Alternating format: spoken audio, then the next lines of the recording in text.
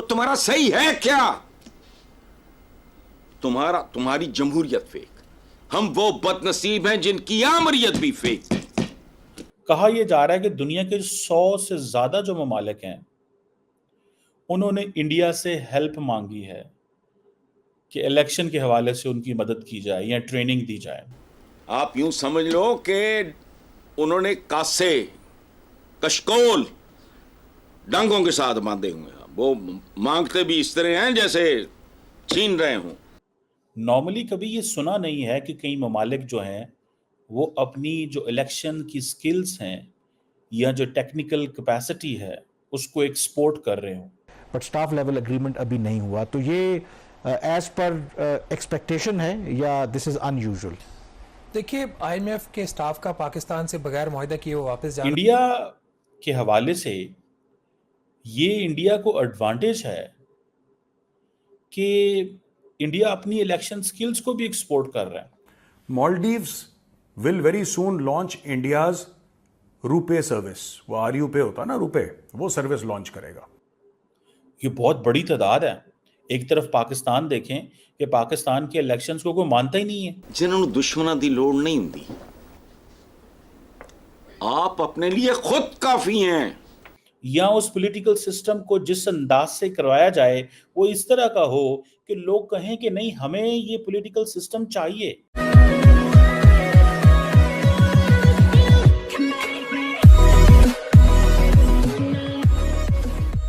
नमस्कार दोस्तों, अब यहाँ पर अलग अलग मुद्दों पर बात हो रही है। जैसे कि बात यहाँ पर हसन निसार साहब दरअसल बात कर रहे हैं कि भाई किस बात पर प्राउड करते हो। मतलब पाकिस्तानियों को वो दरअसल एड्रेस कर रहे हैं कि किस बात पर प्राउड करते हो। सबसे बड़ी जो चीज़ डेमोक्रेसी होनी चाहिए उसमें तो ज़ीरो हो। कोई भी प्रधानमंत्री आज तक पाकिस्तान के अंदर अपने 5 साल पूरे नहीं कर पाया है, चाहे नवाज शरीफ हो, चाहे इमरान खान हो, चाहे जरदारी हो, चाहे बेनज़ीर भुट्टो हो, कोई भी नहीं कर पाया। उससे पहले ही पाकिस्तानी आर्मी उसको वहाँ से हटा देती है, क्योंकि कोई ना कोई इंटरेस्ट जो होता है वो कन्फ्लिक्ट होता है। प्राइम मिनिस्टर कुछ और करना चाहता है और पाकिस्तानी आर्मी उसको होने नहीं देना चाहती, या फिर क्या पाकिस्तानी आर्मी कुछ और करना चाहती है और यहाँ पर इंटरेस्ट कन्फ्लिक्ट होते हैं तो फिर उसको प्रधानमंत्री पद के पोस्ट से नीचे उतार दिया जाता है। अब यहाँ पर दूसरी बात भी ये हो रही है कि भी इलेक्शन के हवाले से ये भी बात हो रही है कि जिस टाइप की इंडिया के अंदर इलेक्शन हुए, तकरीबन 100 कंट्री ऐसे हैं जिन्होंने हेल्प मांगी है कि भाई आप कैसे इलेक्शन करवाते हो, ज़रा हमें भी आकर थोड़ा सिखाओ, समझाओ। और इस टाइप की सर्विस को एक्सपोर्ट करने वाला इंडिया पहला कंट्री बनने वाला है। इसी के साथ ही वीडियो शुरू करते हैं। और हाँ दोस्तों, सुपर थैंक्स के ज़रिए हमें मदद करना ना भूलें। कहा यह जा रहा है कि दुनिया के 100 से ज़्यादा जो ममालिक हैं उन्होंने इंडिया से हेल्प मांगी है कि इलेक्शन के हवाले से उनकी मदद की जाए या ट्रेनिंग दी जाए। ये बहुत बड़ी तादाद है। एक तरफ पाकिस्तान देखें कि पाकिस्तान के इलेक्शंस को कोई मानता ही नहीं है कि इस मुल्क में जो इलेक्शंस हुए हैं। मैं अगले दिन किसी ऐसे बंदे को मिला जिसका ताल्लुक पाकिस्तान से नहीं था, तो मैंने कहा जी how did you see Pakistan election, उन्होंने कहा do you call it elections. And then I just step back and मैंने कहा मतलब that is how the world is saying recently. यानी कि इस तरह के जो एक्सपेरिमेंट्स हैं, मतलब इवन के पाकिस्तान की जो इस वक्त अपोजिशन पार्टी है, तो गो के पाकिस्तान के अंदर तो कभी भी किसी हुकूमत ने अपोजिशन में हो या हुकूमत में हो, इलेक्शन रिजल्ट नहीं एक्सेप्ट किए जाते। लेकिन आप देखें कि भारत जो है वो अफगानिस्तान के भी इलेक्शंस करा रहा है।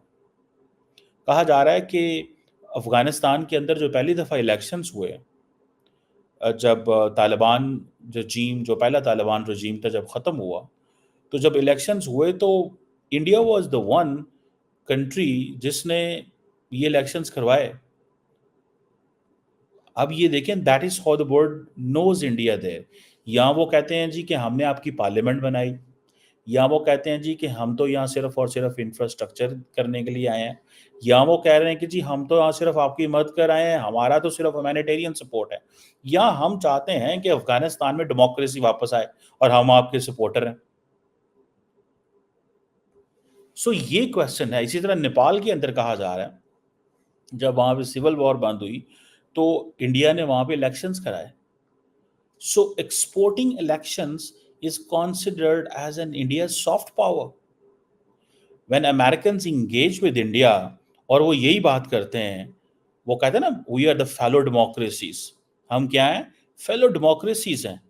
तो इंडिया इस चीज की प्लेज लेता है। सो इट मींस कि आपका जो पॉलिटिकल सिस्टम होता है, वो पॉलिटिकल सिस्टम अगर इस तरह का हो, या उस पॉलिटिकल सिस्टम को जिस अंदाज से करवाया जाए वो इस तरह का हो कि लोग कहें कि नहीं, हमें ये पॉलिटिकल सिस्टम चाहिए और इसके जरिए हमारे मुल्कों में बेहतरी आ सकती है। मुझे याद है कि पाकिस्तान के अंदर एक बड़ा अच्छा अदारा है NADRA, national database and registration authority. दुनिया बहुत सारे अफ्रीकन ममालिक के अंदर पाकिस्तान अपनी सर्विसेज उनको एक्सपोर्ट करता है, उनको बताया है कि कैसे डाटा इकट्ठा करना है या अपने आप को डिजिटाइजेशन की तरफ क्या करना, लेके जाना है। पाकिस्तान ने मदद की है उन मुल्कों की। लेकिन इलेक्शन एक ऐसी चीज है, ये एक आपका पॉलिटिकल सिस्टम है, ये आपका एक जिंदगी गुजारने का तरीका है, ये कौम का, मुल्क का सोचने का अंदाज है। It means coexistence, it means pluralism, it means believing in merit, it means transparency, it also means accountability, across the board accountability.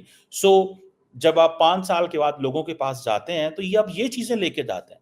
So India in चीजों को एक्सपोर्ट कर रहा है अपने इलेक्शन प्रोसेस को।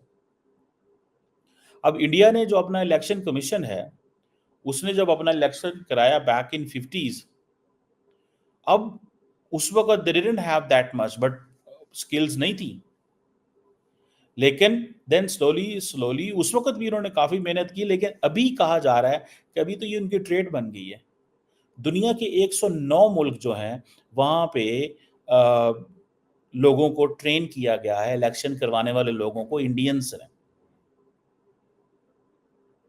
तकरीबन 70,000 से ज्यादा लोगों को, इलेक्शन ऑफिशियल्स को 109 मुल्कों में ट्रेनिंग दी गई है।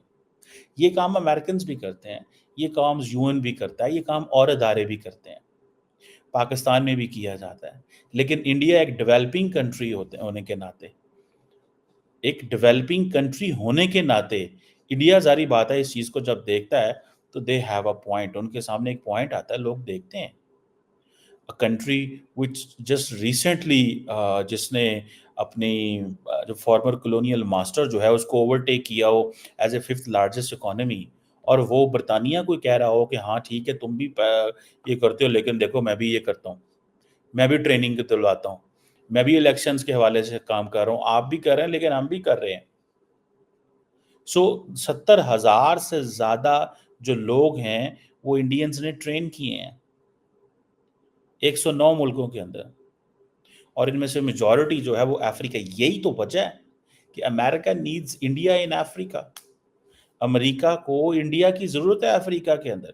यानी कि इंडिया अमेरिका डायलॉग हो रहा है कि अफ्रीका के अंदर अमेरिका की पेनिट्रेशन कैसे बढ़ानी है, and American needs Indian help. और इस पे आपको पता है, कल मैंने बात